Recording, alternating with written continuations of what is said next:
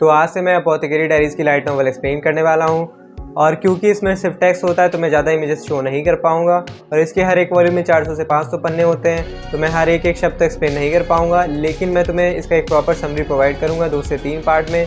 तो आज हम स्टार्ट कर रहे हैं वॉल्यूम 5 से, क्योंकि वॉल्यूम 4 तक एनिमे के सीज़न 2 ने कवर कर लिया है। प्रोलॉग स्टार्ट होता है जब एक लड़का किसी बात से परेशान होकर भाग गया होता है और ज़मीन पर घुटनों के बल बैठा होता है। तभी उसका एक दोस्त जो फेंस पर बैठा एप्पल खा रहा होता है उसे ढूंढ लेता है और उसका मजाक उड़ाते हुए कहता है, अगर तुम इतनी सी बात से भाग जाओगे तो आगे कैसे सर्वाइव करोगे।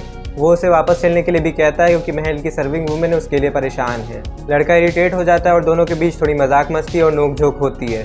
दोस्त अपना आधा खाया हुआ एप्पल उसे देता है और बात एक पार्टनर को लेकर चलती है। लड़का कंप्लेन करता है कि कम से कम वो अपना पार्टनर तो खुद चूज़ करना चाहता है और यहाँ जो पार्टनर की बात चल रही है उसकी उम्र उसकी माँ से भी ज़्यादा है। फिर लड़का अचानक से एक फैसला करता है और अपने दोस्त की तरफ उंगली करके अनाउंस करता है, मैंने डिसाइड कर लिया है, आज रात के लिए मेरा पार्टनर तुम होगे। ये सुनकर उसका दोस्त एम्बैरेस और हैरान हो जाता है। और अब 1 महीना हो गया जब मामा और रियर पहले से प्रेजर डिस्ट्रिक्ट वापस आ गई है और वो वर्डिग्रीज हाउस के बगल में एक छोटी सी झोपड़ी में रह रही है।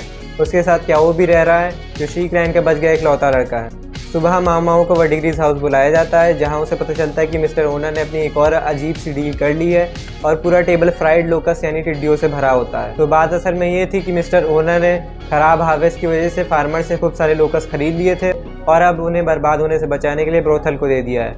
कोर्टिसंस उन्हें देख के ही डिस्गस्ट हो जाती हैं। सबके सरप्राइज के लिए क्या वो सबसे पहले लोकस खा लेता है। तो उसका कहना होता है कि लोकस काफ़ी क्रंची और हॉलो हैं। बाद में मार्केट में घूमते वक्त क्या को एक और बात याद आती है। वो कहता है कि जब लोकस इस तरह के क्रंची और खोखले होते हैं तो इसका मतलब ये होता है कि बैड हार्वेस्ट आने वाली है। ये बात मामाओं को काफ़ी सीरियस लगती है। मार्केट से पेपर खरीदने के बाद क्या वो अपना हिडन टैलेंट दिखाता है और वो इतनी अच्छी पोर्ट्रेट्स बनाता है कि वर्डिग्रीज हाउस की कोर्टिसंस और सर्वेंट्स की उसके आसपास लाइन लग जाती है पोर्ट्रेट बनवाने के लिए। एक ही दिन में उसके आसपास कस्टमर्स ही कस्टमर्स होते हैं। शाम को मामा उसे समझाती है कि अगर प्रेजर डिस्ट्रिक्ट में सबको पता चल गया कि तुम्हारे पास पैसे हैं तो तुम्हारी जान भी खतरे में हो सकती है।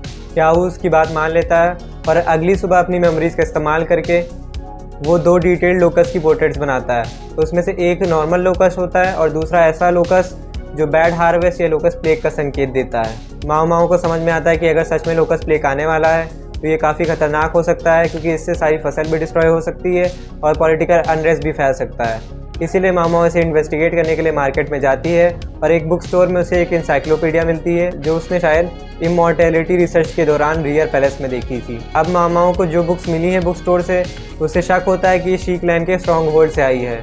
क्योंकि फोर्ट्रेस तो सील हो चुका था, इसका मतलब ये है कि किसी ने उसे वहाँ से चुरा कर बेचा है। इस मिस्ट्री को सॉल्व करने के लिए वो लिहाकू की हेल्प लेती है। लिहाकू जल्दी से एक सस्पेक्ट पकड़ लाता है और मामा उस सस्पेक्ट को पहचान लेती है। ये वही गार्ड होता है जो शीक लैंड के फोर्ट्रेस में था और उसने मामाओं के एस्केप करने में मदद की थी। गार्ड भी मामाओं को पहचान लेता है।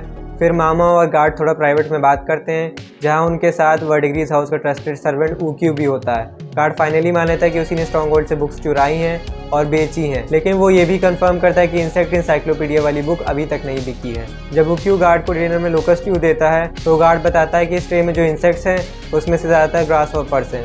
फार्मर्स दोनों में फ़र्क करते हैं और ग्रास हॉपर्स का टेस्ट भी ख़राब होता है। फिर गार्ड एक और इम्पॉर्टेंट क्लू देता है। वो कहता है कि अगर किसी साल ग्रास हॉपर्स की संख्या लोकस से ज़्यादा होती है तो ये एक संकेत होता है कि लोकस फेमाइन या प्लेग आने वाला है। ये बात क्या की कही हुई बात से मैच करती है। मामाओं को लगता है उस गार्ड की नॉलेज एक नॉर्मल सोल्जर के हिसाब से काफ़ी ज़्यादा है।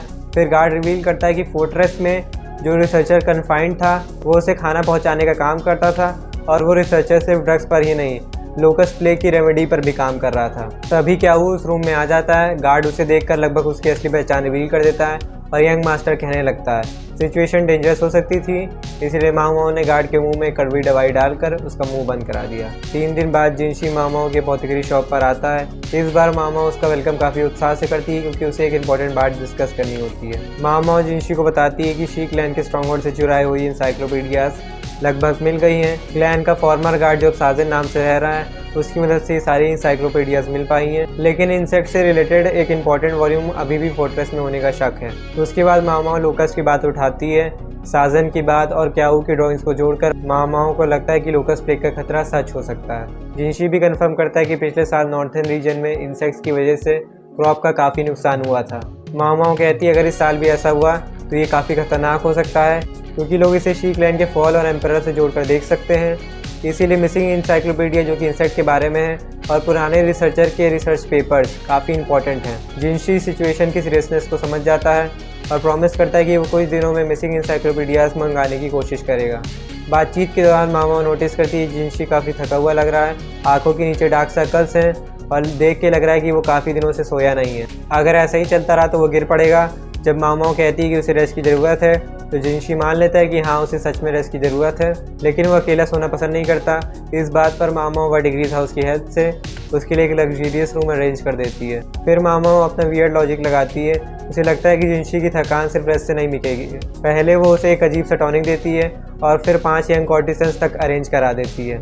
उसका मानना होता है कि शायद इससे जिनशी का स्ट्रेस कम हो जाए, लेकिन जिनशी पूरी सिचुएशन से एम्बैरस हो जाता है और कोर्टिसन्स को वापस भेज दिया जाता है। फिर मामा और जिनशी के बीच में थोड़ी नोकझोंक होती है और जिनशी गहरी नींद में सो जाता है। शाम को जिनशी की तबीयत काफ़ी बेटर लगती है। वो उठते ही 3 बोल्स कोंगे खा लेता है और काफ़ी एनर्जेटिक लगने लगता है और मामाओं को तसल्ली होती है कि कम से कम उसने रेस्ट तो कर लिया। शाम को अपनी शॉप बंद करके मामा और क्याऊ अपनी छोटी सी झोपड़ी में वापस आते हैं। सर्दियों का मौसम होता है और घर काफ़ी ठंडा होता है। मामाओं सिंपल सा सूप बनाती है डिनर के लिए, लेकिन क्याऊ हमेशा की तरह डिनर में ज़्यादा मीट की डिमांड करता है, लेकिन मामा उसे समझाती है कि पैसे आसानी से नहीं आते। मामा डिसाइड करती है कि क्याऊ को अब नए विंटर क्लोथ्स खरीद लेने चाहिए, इसलिए दोनों अगले दिन मार्केट जाते हैं और काफ़ी शॉप्स देखने के बाद एक सेकेंड हैंड क्लोथिंग स्टोर में एंटर करते हैं। शॉप में क्याऊ की नज़र एक सिंपल सी रोब पर पड़ती है जो कि सफ़ेद रंग की होती है और काफ़ी अच्छी लग रही होती है। शॉपकीपर बताता है कि ये रोब कभी एक स्वर्ग की परी की हुआ करती थी, यानी कि एक सेलेस्टियल निम्फ। फिर शॉपकीपर एक पुरानी कहानी सुनाता है। वो बताता है कि कई साल पहले गांव वालों ने एक फॉरेन लड़की की मदद की थी। उसकी सफ़ेद त्वचा और सुनहरे बाल थे और वो एक अजीब तरीके का धागा बना सकती थी जिससे वो काफ़ी कीमती कपड़े बुनती थी। गांव वाला उससे प्यार कर बैठा और उससे शादी करना चाहता था। फिर लड़की के परिवार वाले उसे ढूंढते हुए गांव तक आ गए, लेकिन गांव वालों ने उसे छुपा दिया। जब उसकी ज़बरदस्ती शादी कराई जा रही थी तो लड़की ने अपने रोब पर तेल डाला और ख़ुद को आग लगा ली और एक स्प्रिंग में कूद गई। उसके बाद वो गायब हो गई और लोगों ने मान लिया कि उस स्वर्ग वापस चली गई।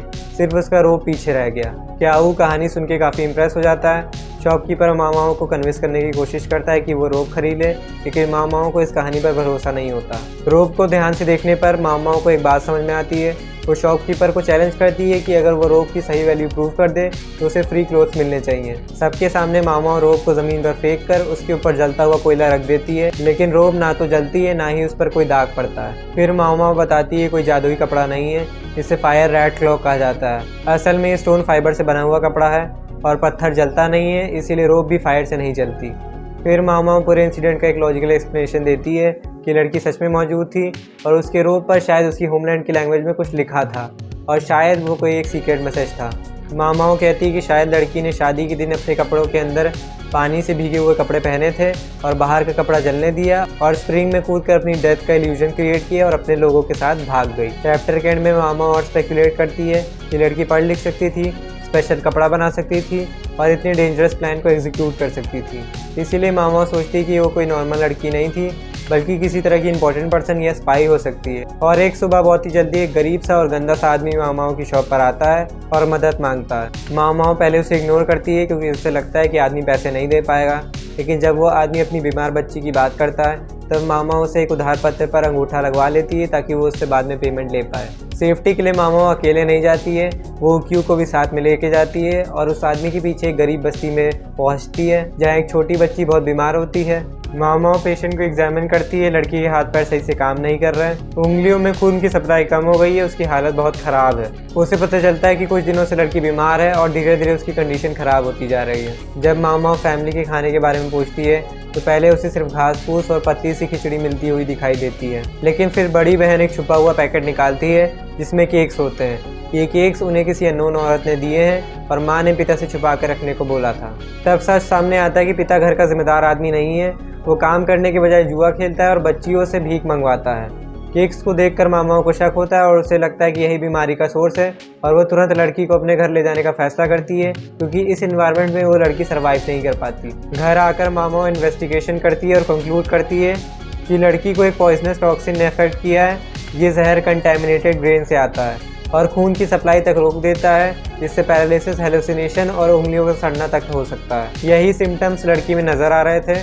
कुछ दिनों बाद उस लड़की की तबीयत इम्प्रूव होने लगती है और वो चलने फिरने लगती है। क्या वो उसके साथ एक बड़े भाई की तरह बिहेव करता है। फिर एक दिन बड़ी बहन मामाओं के पास आती है, लेकिन उसके पास उसे देने के लिए पैसे नहीं होते। फिर जानबूझ के मामा उसे प्रोवोक करती है और कहती है कि अगर तुम्हारे पास पैसे नहीं है तो छोटी बहन को बेच दो। लेकिन बड़ी बहन एक अनएक्सपेक्टेड जवाब देती है कि अगर किसी को बेचा जाना चाहिए तो वो खुद जाएगी। उसका कहना है कि वो अपने पिता के साथ अब नहीं रह सकती, रोज की गरीबी, भीख और अब्यूज से तंग आ चुकी है। मामा उसे वर्डिग्रीज हाउस की रियलिटी बताती है और कहती है कि ब्रोथल में सर्वाइव करना बहुत ही मुश्किल है, वो कोई ग्लैमरस जिंदगी नहीं है। फिर भी लड़की अपना डिसीजन नहीं बदलती है। आखिर में मामा उसे साफ कपड़े देती है और नहाकर प्रेजेंटेबल बनने को कहती है। उसके बाद क्या होगा ये लड़की के हार्डवर्क और चॉइस पर डिपेंड करेगा। मामाओं ने उसे मदद का रास्ता दिखा दिया, अब ये उसकी चॉइस है। लोकस प्लेग की इन्वेस्टिगेशन आगे बढ़ाने के लिए माओमाओ और जिनशी मिसिंग इंसाइक्लोपीडियाज की तलाश जारी रखते हैं और इस सिलसिले में उस फेरे से मिलने जाती है जो कि अब आर-डुओ की देखरेख में रह रही है। मामाओ रिकवर्ड इंसाइक्लोपीडिया सवेरे को दिखाती है। वो कंफर्म करती है कि अभी भी ये कलेक्शन कंप्लीट नहीं है, इसमें एक वॉल्यूम मिसिंग है। जब मामाओ सवेरे से उसके मेंटोर के बारे में पूछती है तो वो बताती है कि उसका मेंटोर अभी भी जिंदा है। उसने फोर्ट्रेस से बचने के लिए रिसरेक्शन मेडिसिन का एक्सपेरिमेंट खुद पर कर लिया था, लेकिन एक प्रॉब्लम है। क्याओ की तरह रिसरेक्शन ड्रग ने उसके मेंटोर पर भी असर डाला है। वो अपनी याददाश्त और पहचान खो चुका है। सवेरे बताती कि मामाओ पहले उसके मेंटोर से मिल चुकी है बिना पहचाने। हॉट स्प्रिंग्स विलेज में जो बीमार आदमी बिस्तर पे पड़ा था वही उसका मेंटोर था।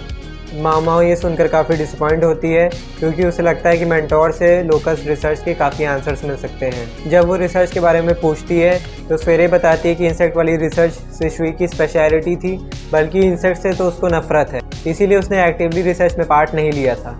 तब आर-डुओ एक बात उठाती है कि इतनी इंटेलिजेंट सिशुई जरूर कोई क्लू छोड़ कर गई होगी।